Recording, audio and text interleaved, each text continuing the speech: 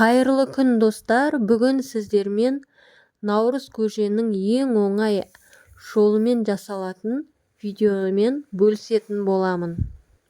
Бізге керегі бидай, ақ жүгері, сары жүгері, арпа, күріш, маш, лобия. Өздеріңіз қалаған дәндеріңізді қоссаңыздар болады. Енді тез пісетін дәніміз күріш пен машты ертең пісіріп аламыз. Ал мына қатты дәндерді жақсылап жуып, жатар алдында түнде суға қайнатамыз. Жарты сағатта қайнатып, оттың астын өшіріп қоямыз. Таңертең барлық дәндеріміз пісіп, жарылып, жұп-жұмсақ болып тұрады. Түнде бір араластырып қойсаңыздар, түгелдей барлығы жақсылап пісіп тұрады. Міне жақсылап жуып алып, осылай көп су құйып, тұз салып, қатты бұрқ етіп қайнағаннан кейін жарты сағатта қайнатамыз.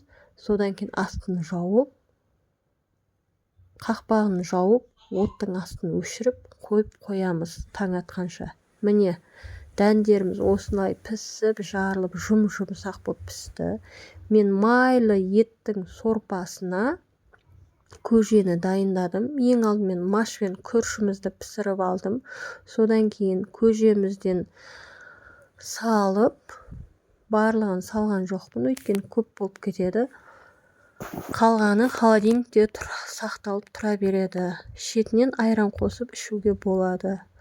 Ал мына сорпа қосқан көжені піскен еттен қосып, айран қосып, құртты езіп қосып,